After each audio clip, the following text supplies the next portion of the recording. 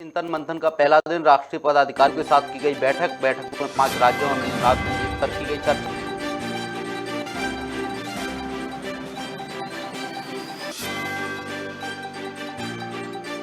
दो 2023 के विधानसभा चुनाव को लेकर दोनों ही पार्टियों ने तैयारियों की शुरू। मंत्री ज्योतिरादित्य सिंधिया ने 42 करोड़ रुपए से अधिक के विकास कार्यों का किया लोकार्पण। पूर्व मंत्री कमलेश्वर पटेल ने आरक्षण मामले को लेकर बीजेपी पर किया हमला, कहा झूठी वाहवाही लेने में भाजपा ने पिछड़ा वर्ग का किया नुकसान।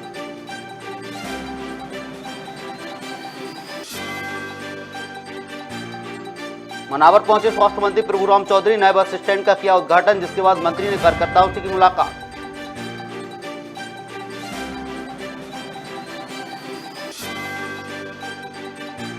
राजधानी भोपाल से धर्मांतरण का मामला आया सामने। महिला डॉक्टर ने अस्पताल संचालक पर लगाया आरोप, शादी का झांसा देकर किया दुष्कर्म।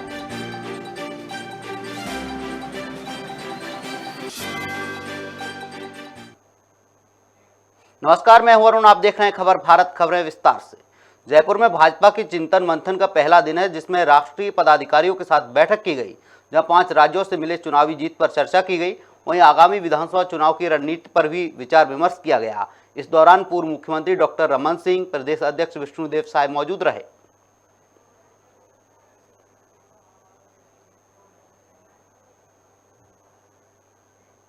मध्य प्रदेश में विधानसभा 2023 के चुनाव को लेकर दोनों ही पार्टियों ने तैयारियां शुरू कर दी हैं, जिसे लेकर केंद्रीय नागरिक एवं उड्डयन मंत्री ज्योतिरादित्य सिंधिया अशोकनगर पहुंचे और करीब 42 करोड़ रुपए से अधिक के विकास कार्यों का लोकार्पण किया। इस दौरान उन्होंने कहा कि नल जल योजना की प्लानिंग हमने कर ली है, जिससे पेयजल समेत सिंचाई की समस्या का स्थायी समाधान हो जाएगा।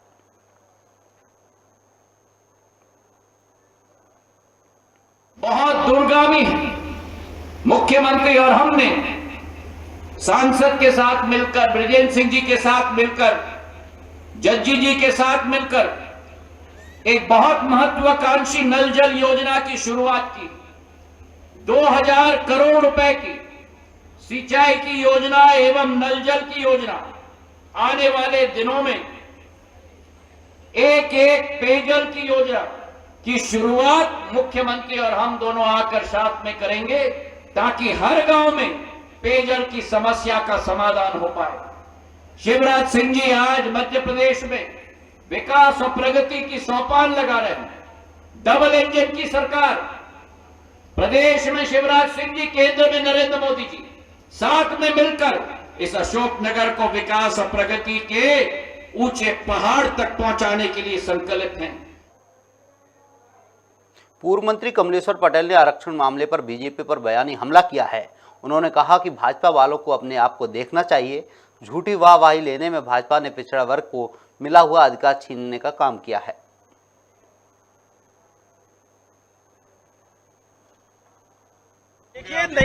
देखिए कांग्रेस पार्टी जो जीतने लायक उनमें समन्वय बना के कांग्रेस पार्टी के नेताओं ने तय किया है कि हम ओबीसी के मिले हुए अधिकारों पर, ये इंटरनल व्यवस्था है, पर संवैधानिक रूप से जो दर्जा मिला था, जो अधिकार मिला था, अगर कोई सीट आरक्षित थी तो वहां सिर्फ आरक्षित वर्ग का ही व्यक्ति चुनाव लड़ता।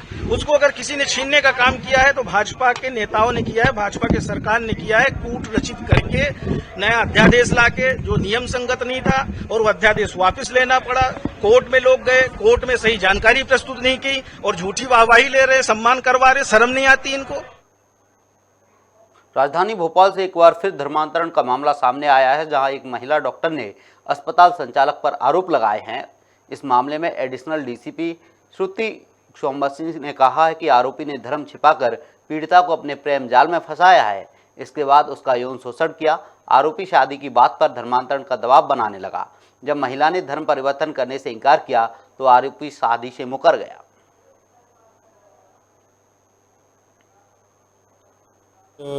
फरियादिया ने थाने में आकर रिपोर्ट की थी कि इन दो लोगों के पार्टनरशिप में एक हॉस्पिटल चलता है, जहां पर बीएएमएस और फिजियोथेरेपी का काम होता है। इन लोगों के बीच में पार्टनरशिप काफ़ी पुरानी है। दोनों लोगों ने 2 संस्थान बना के रखे हुए हैं, एक अशोका गार्डन में और एक टीटी नगर में।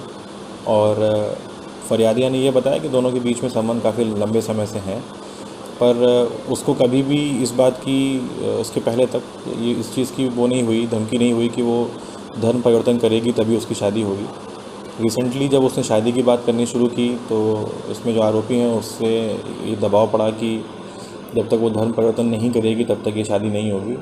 फिर ये काफ़ी लंबे समय से दोनों में विवाद चल रहा था। तो इस संबंध में जब उसने थाने पर आकर रिपोर्ट की तो हमने रिसेंटली जो freedom of religion act enact किया गया है उसके अंतर्गत ये धारा 3 और 4 में कायमी कर ली है।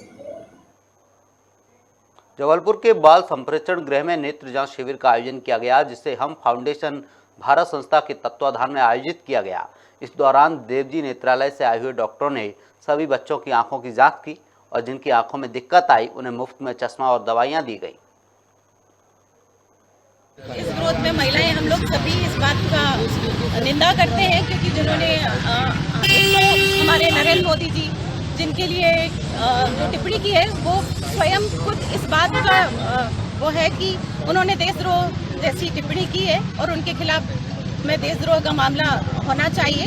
और रहा सवाल समाज का, तो समाज का इतिहास हमारा भारतवर्ष जानता है कि समाज ने कितने राजाओं महाराजाओं की मदद की है। हमारा देश में भामा शाह जैसे राजा हुए हैं जिन्होंने इतने लोगों की मदद की है और हमेशा साहू समाज राजा महाराजाओं और देश के लिए मददगार रहा है और हमारे समाज के लिए ऐसी टिप्पणी करना ठीक नहीं है। हमारे द्वारा जौनपुर निवासी मनमोहन मिश्रा है कोई, उनके द्वारा एक वीडियो वायरल किया गया है जिसमें साहू समाज के लिए आपत्तिजनक टिप्पणियाँ की गई हैं। साथ में नरेंद्र मोदी जी जो हमारे समाज के हैं उनके खिलाफ भी अभद्र भाषा का प्रयोग किया गया है। उसके खिलाफ हम सब आक्रोशित हैं साहू समाज, और इसके लिए हमने उनके खिलाफ जेल भेजने की मांग करी है उनसे, सरकार से। इसके लिए हमने अमित शाह जी को, माननीय गृह मंत्री केंद्रीय हैं उनको, और हमारे मुख्यमंत्री मध्य प्रदेश गृह मंत्री अपने नरोत्तम मिश्रा जी और योगी आदित्यनाथ जी और गृह मंत्री उत्तर प्रदेश, इन सभी के नाम से कलेक्टर महोदय के नाम ज्ञापन दिया है। समाज द्वारा ज्ञापन दिया गया है कि मनमोहन मिश्रा जी द्वारा प्रधानमंत्री जी के विरुद्ध में आपत्तिजनक टिप्पणी की गई है। कार्रवाई चाहते हैं, ज्ञापन दिया है, हम कार्रवाई आश्वासन दिलाते हैं कार्रवाई। राजधानी रायपुर में 22 मई को रोजगार संसद का आयोजन किया जाएगा, जो कि संयुक्त रोजगार आंदोलन समिति के बैनर तले किया जा रहा है, जिसे लेकर देश की बात फाउंडेशन ने प्रेस वार्ता की।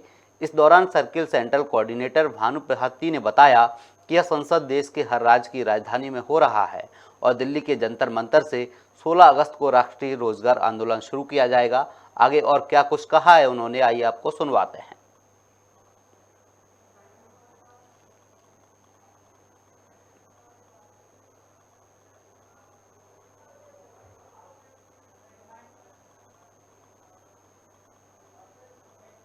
बिलासपुर रेंज के आईजी 3 चरणों में विशेष समीक्षा की शुरुआत करेंगे, जिसे लेकर आईजी रतनलाल डोंगी ने बताया कि प्रकरणों का निपटारा सही समय पर किया जाएगा और फरियादियों को 2 बार थाने के चक्कर नहीं लगाने पड़ेंगे।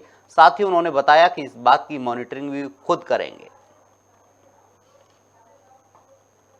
कल 20 तारीख को जितने भी हमारे रेंज में SC/ST से संबंधित जो प्रकरण है जिसमें आरोपियों की गिरफ्तारी नहीं हुई है या उनको राहत राशि के जो संबंधित प्रकरण है भेजे नहीं गए हैं और जो उनके जो आने जाने किराया राशि जो होती है वो मिली कि नहीं मिली है, तो ये चीज़ें तस्दीक करने के लिए, क्योंकि पहले भी हमने जब समीक्षा की गई तो उस समय जो थाना प्रभारी या SPs के द्वारा जो जवाब दिए जाते हैं वो संतोषजनक नहीं पाए गए और कई बार जो फरियादी होते हैं, जो पीड़ित होते हैं, वो यहाँ तक पहुँचते हैं। क्योंकि रेंज में काफ़ी दूर दूर तक कोई लोग आते हैं तो काफ़ी परेशानी होती है। तो उस परेशानी को देखते हुए मैंने ये निर्णय लिया है कि जो भी मामले पेंडिंग है उसकी जो विवेचना कर रहा है विवेचना अधिकारी और जो उसमें फरियादी हैं या कह सकते हैं पीड़ित हैं, उन सबको एक साथ बैठा करके हम वर्चुअली यहाँ से बातचीत करेंगे कि ये प्रकरण क्यों जो है लंबित है और जो थाना प्रभारी के द्वारा इसमें जो अपनी तरफ से जो बात कही जाएगी वो प्रार्थी से भी पूछा जाएगा कि ये जो बता रहा है वो कितना सच है। इंदौर की भंवरकुआ पुलिस ने दुष्कर्म के आरोप में फरार आरोपी को गिरफ्तार किया है। आपको बता दें, आरोपी युवक पीड़िता से दुष्कर्म कर और उसकी अश्लील फोटो निकालकर ब्लैकमेल करता था। साथ ही फोटो वायरल करने की धमकी भी देता था, जिस पर भंवरकुआ पुलिस ने मुखबिर की सूचना पर कार्रवाई करते हुए आरोपी को गिरफ्तार कर लिया है। कल दिनांक थाना भंवरकुआ पर फरियादिया की शिकायत पे रवि वास्केल पिता जाम सिंह वास्केल निवासी अभिनव नगर पाल्दा इंदौर के विरुद्ध 376 तथा अन्य धाराओं में मुकदमा कायम हुआ था, जो कि आज दिनांक को गिरफ्तार कर लिया है।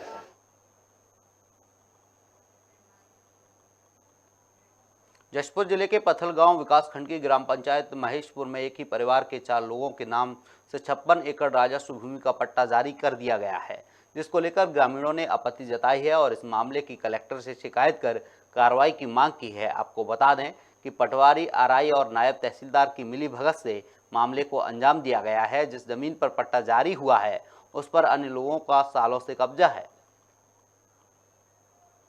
ये अभी तक मेरे पास इस तरह का कोई आवेदन नहीं आया है और जैसे ही मेरे पास आवेदन आएगा इस संबंध में जांच की पूरी प्रक्रिया पूरी करके कार्रवाई की जाएगी। सर, क्या ये इलीगल नहीं कि एक ही परिवार के 4 लोगों के नाम जारी किया गया है? जब तक आवेदन नहीं मिल जाएगा, जब तक जांच नहीं कर लेंगे तो हम कैसे कहेंगे कोई वस्तु इलीगल है कि लीगल है।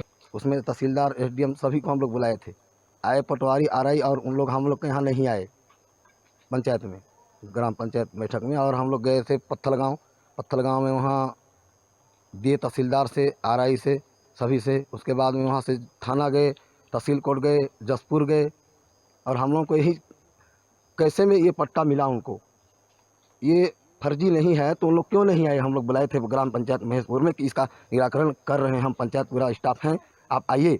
और हमको जबकि महेशपुर आए थे और आरआई और पटवारी महोदय जी हमारा महेशपुर आते हुए भी मीटिंग में पंचायत में फ़ोन करके बुलाने पर भी नहीं आए और चले गए। सर, मैं ग्राम पंचायत महेशपुर का सरपंच हूँ।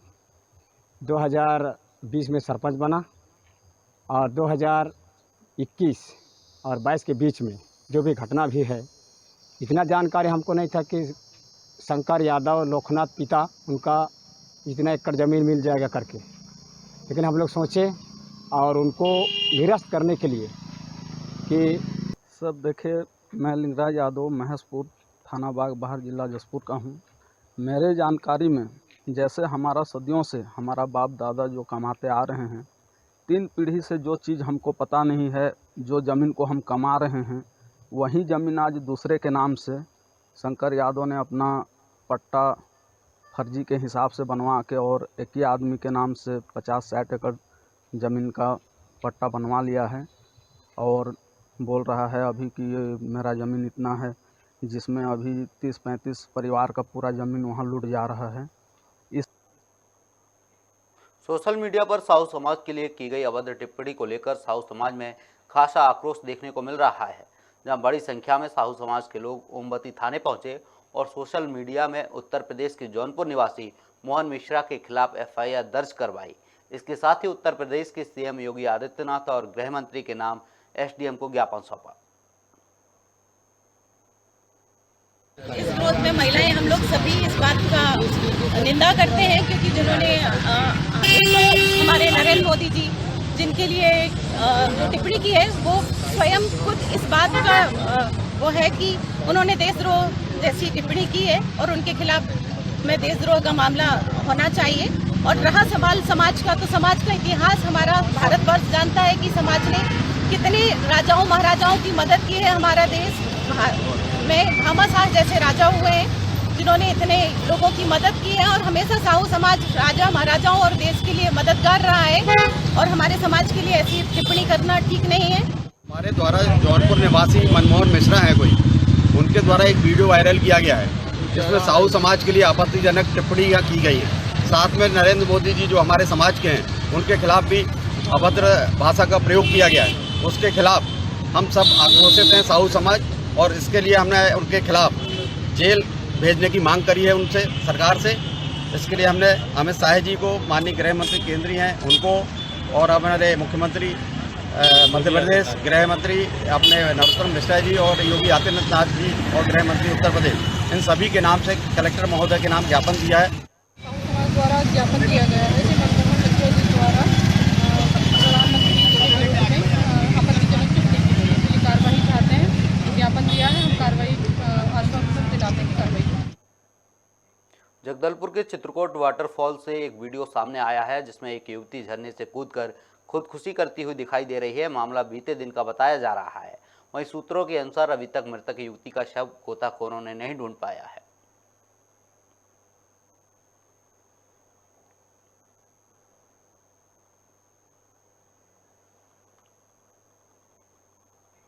निवाड़ी जिले के पृथ्वीपुर के नेगुआ बासवान मार्ग पर दोपहिया वाहनों के आमने सामने जोरदार भिड़ंत हो गई, जिसमें 4 लोग गंभीर घायल हो गए। वहीं 100 डायल की मदद से घायलों को सामुदायिक स्वास्थ्य केंद्र में भर्ती करवाया गया, जिसमें एक की हालत गंभीर होने पर डॉक्टरों ने उसे झांसी मेडिकल रेफर कर दिया है।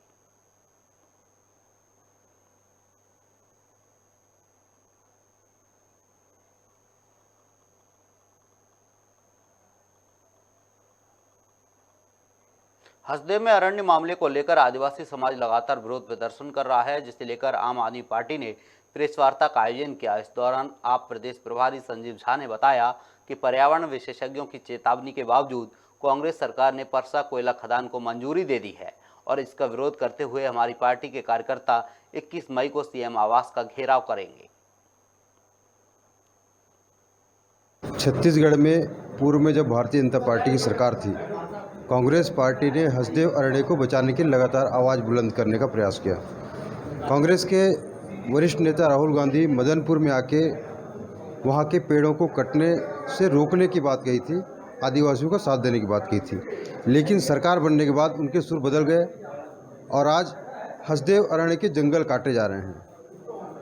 वहाँ के आदिवासी सरगुजा से लेकर राजधानी रायपुर तक पदयात्रा किए और फर्जी ग्राम सभा के आधार पर संविधान की धज्जियां उड़ा के अडानी की गोद में जाके बैठ के कांग्रेस पार्टी की सरकार सारे जंगल जमीन उनके हवाले कर दिया, जिसके विरोध में आम आदमी पार्टी लगातार अलग अलग मंचों पे आवाज़ उठाती रही है। विगत दिनों पार्टी की तरफ से कलेक्टर अंबिकापुर सरगुजा जिले के कलेक्टर के माध्यम से हमने प्रदेश की सरकार को जगाने का प्रयास किया और हमने मांग की कि जिस तरह से पेड़ काटे जा रहे हैं उस पर रोक लगाई जाए, हसदेव अरण्य को बचाया जाए, लेकिन इसके बावजूद प्रदेश की सरकार नहीं सुनी।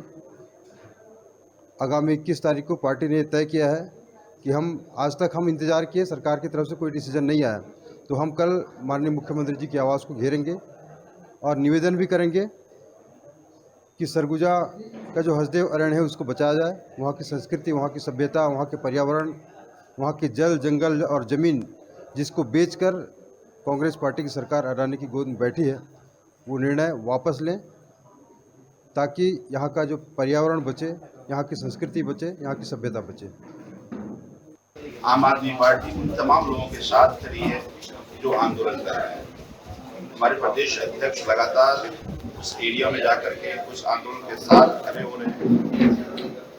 कल हम मुख्यमंत्री जी से उनको घेरने जा रहे हैं, उनको निवेदन करने जा रहे हैं कि आप इस खनन को रोकें, जंगल की कटाई को रोकें, क्योंकि अगर ये जंगल की पेड़ काटे जाते हैं तो एक बहुत बड़ा पर्यावरण संकट। अशोकनगर की कृषि उपज मंडी प्रांगण में के कुएं में एक अज्ञात शव मिला है, जिससे इलाके में हड़कंप मच गया है, जिसकी सूचना स्थानीय लोगों ने तत्काल पुलिस को दी, जिसके बाद मौके पर पहुंची पुलिस ने शव को कुएं से बाहर निकाला और शव को पोस्टमार्टम के लिए जिला अस्पताल में भेज दिया है। वहीं पुलिस ने मामला दर्ज कर आगे की कार्रवाई शुरू कर दी है।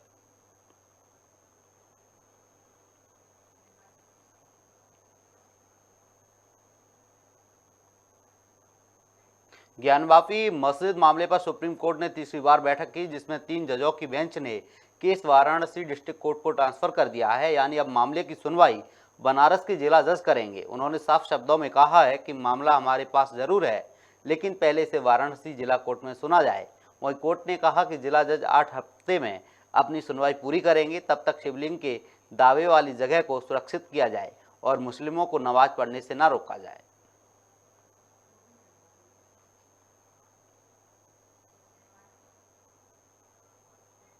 फिलहाल इस बुलेटिन में इतना ही। आप बने रहिए खबर भारत के साथ। नमस्कार।